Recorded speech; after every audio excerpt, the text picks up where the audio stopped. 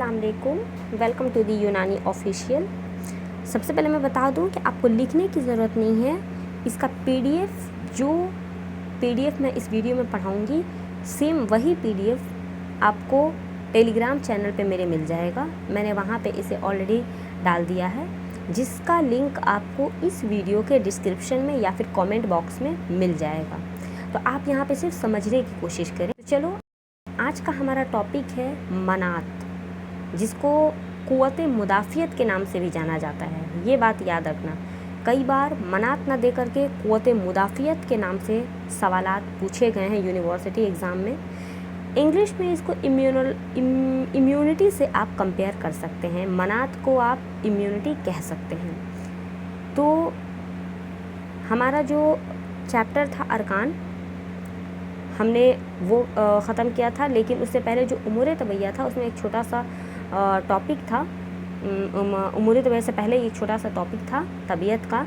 तबीयत में ही मनात का भी कॉन्सेप्ट आता है, तो वो छूट गया था, इसलिए अभी यहाँ पे इसको डिस्कस किया जा रहा है।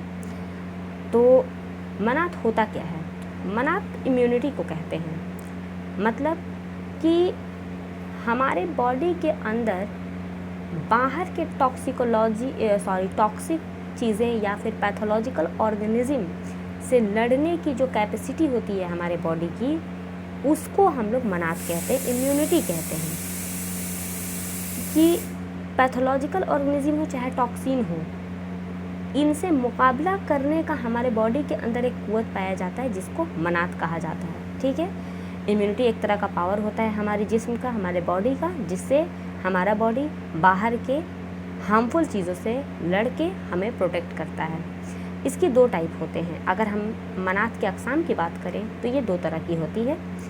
एक होता है कि कुदरती मनात, यानी कि हमारे बॉडी के अंदर कुदरती तौर पर एक पावर मौजूद होती है, एक क़ुव्वत मौजूद होती है, जिससे कि हमारी बॉडी बाहर के एनवायरनमेंट में जो भी हार्मफुल सब्सटेंस है उससे लड़ के हमारी प्रोटेक्शन करती है। तो इस तरह के मनात को कुदरती मनात कहते हैं, या फिर इसको आपने 12th में पढ़ा होगा डिजीज़ वाले चैप्टर में, कि इसको इन्नेट या फिर नेचुरल इम्यूनिटी के नाम से जाना जाता है। दूसरा होता है जिसको हम लोग इक्तसाबी मनात कहते हैं।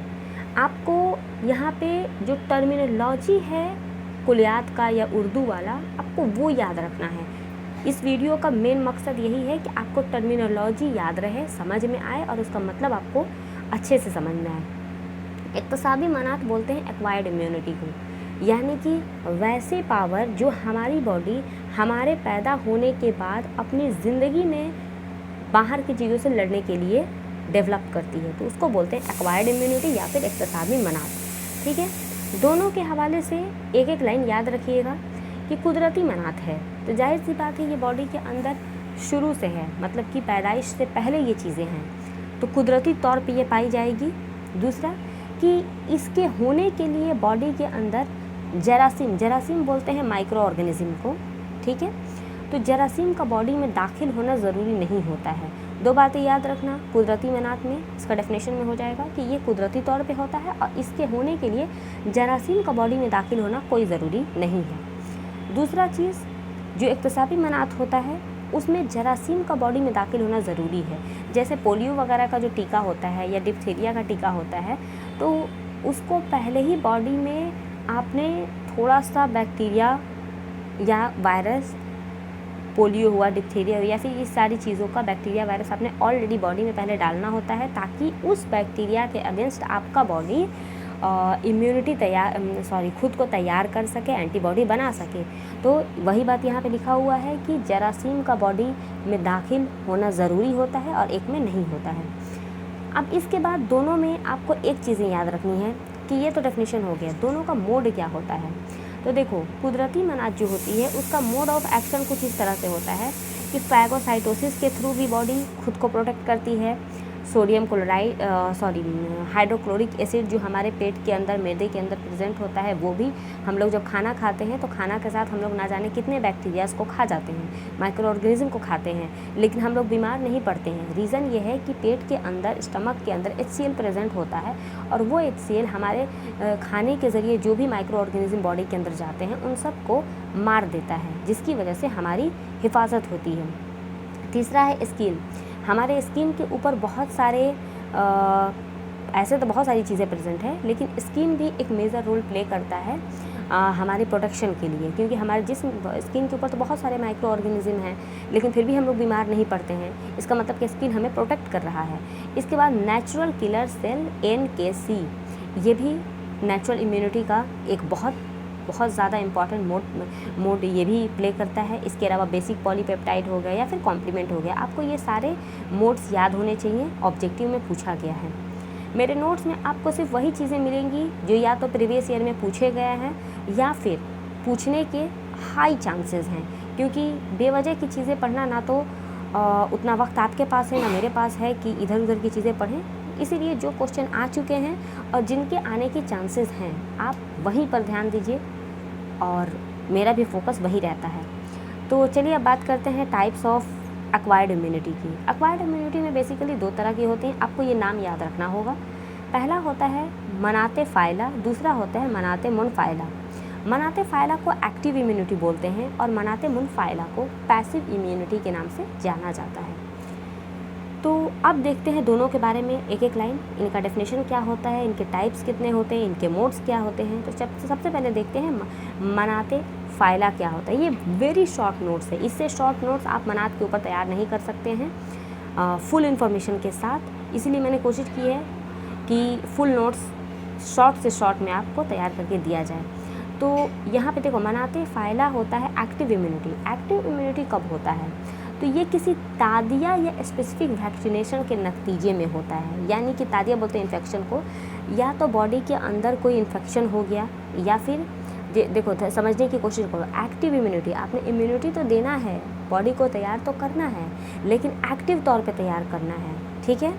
आपने बॉडी को बताना नहीं है कि तुम्हारे ऊपर हमला होने वाला है, बॉडी को छोड़ देना है, बॉडी को ढकेल देना है आग में और उसको बोलना है कि तुम अब लड़ो जैसे लड़ना है। तो वही बात यहाँ पे है कि या तो बॉडी के अंदर जब इन्फेक्शन हो जाएगा या फिर बॉडी के अंदर जब वैक्सीन डाल दिया जाएगा तो फिर बॉडी खुद को रेडी करेगा उस वैक्सीन या फिर उस एंटीजन के अगेंस्ट एंटीबॉडी बनाएगा। तो इसको बोलते हैं एक्टिव इम्यूनिटी, मनाते फ़ाइला। मनाते फ़ाइला का जो मोड होता है वो 3 तरह से हो सकता है, या तो क्लिनिकल होगा, नहीं तो सब क्लिनिकल होगा, नहीं तो वैक्सीनेशन के थ्रू होगा। आपको ये तीनों नाम याद रखने हैं। आई होप यहाँ तक क्लियर हो गया है। जो भी आपको डाउट हो आप मुझे कमेंट कर सकते हैं। और हमारा टेलीग्राम चैनल भी है जहाँ पे आपको डेली के नोट्स और साथ ही साथ PYQ ये सारी चीज़ें आपको वहाँ पे भी मिल जाएंगी। तो अब देखते हैं हम लोग कि इसके टाइप्स कितने होते हैं। तो देखो, मनाते फ़ाइला के 3 टाइप होते हैं, ठीक है। ऐसे तो दोनों के ही, मनाते फ़ाइला हो चाहे मुन फ़ाइला हो, दोनों के 3-3 टाइप होते हैं, दोनों के 3-3 मोड आपको जो याद करने हैं मैं वो बता रही हूँ। दोनों के 3-3 टाइप होते हैं। तो मनाते फ़ाइला का जो पहला टाइप है वो आता है सेल्यूलर, दूसरा होता है ह्यूमरल और तीसरा होता है बूथ। नाम ही से पता चल रहा है सेल्यूलर है, यानी कि ऐसी इम्यूनिटी है जिसके अंदर सेल इन्वॉल्व होगा। इसमें सबसे पहले आता है T सेल इन्वॉल्व होता है। T सेल का काम होता है कि वो रिकॉग्नाइज़ करता है, ठीक है। किसको रिकॉग्नाइज़ करेगा? ऑफ कोर्स एंटीजन को। और जो ह्यूमरल एंटीबॉडी T सेल जो होता है वो रिकॉग्नाइज़ करता है। और जो ह्यूमरल इम्यूनिटी होता है वो बीटा लिम्फोसाइट्स। आपको जो नाम याद रखना है वो ये है कि T सेल इन्वॉल्व होता है सेल्यूलर में, ह्यूमरल में बीटा लिम्फोसाइट जो कि एंटीबॉडी को प्रोटेक्शन करता है, और बोथ में दोनों ही चीज़ें आ जाएंगी, ठीक है। जो याद रखना है वो ये है कि सेल्यूलर में T सेल और ह्यूमरल में बीटा लिम्फोसाइट, ठीक है। इसके अलावा अब बात करते हैं मनाते मुन फ़ाइला, जिसको हम लोग पैसिव इम्यूनिटी के नाम से जानते हैं। इसका जो मोड है वो है सबसे पहले मशीमा के ऊपर, प्लासेंटा को बोलते हैं। इसके अलावा मशीमा आप याद करिए, इसके अलावा असामे सदिया हो गया या फिर यहाँ पे अब टाइप देख लेते हैं। टाइप में आता है सबसे पहले ह्यूमरल इम्यूनिटी, टाइप में अगर हम बात करें तो इसके भी 3 टाइप होते हैं। सबसे पहले आता है नॉर्मल, दूसरा होता है स्पेशल, तीसरा होता है एंटी सेरम एंटी टॉक्सिन। तो इसको एंटी सेरम भी बोलते हैं, एंटी टॉक्सिन भी बोलते हैं। नॉर्मल जो होता है उसके अंदर ख़ास बात यह है कि आपको एग्जाम्पल याद रखना है, ये मिसल्स के केस में होता है, खसरा में ये होता है, और इसमें लगभग 90% IgG इन्वॉल्व होता है। स्पेशल का एग्जाम्पल आपको रहने दीजिए। एंटी सेरम एंटी टॉक्सिन में आपको घोड़ा का एग्जाम्पल याद रखना है, ठीक है। दिस इज़ ऑल अबाउट मनात, जिसका PDF आपको मिल जाएगा टेलीग्राम पे। मिलते हैं नेक्स्ट वीडियो में। जितना हो सके अपने दोस्तों के साथ इस चैनल को शेयर कीजिए, ताकि जो यूनानी को लेकर के जो लोगों का मिसकॉन्सेप्शन है कि यूनानी की नोट्स नहीं है, या फिर यूनानी को बहुत लोग बहुत ही गलत नज़र से देखते हैं कि इसका कोई वैल्यू नहीं समझते हैं, तो आप इस यूनानी के नोट्स को इतना फैलाइए ताकि लोगों को समझ में आए कि नहीं भाई, यूनानी भी इम्पॉर्टेंट है। मिलते हैं नेक्स्ट वीडियो।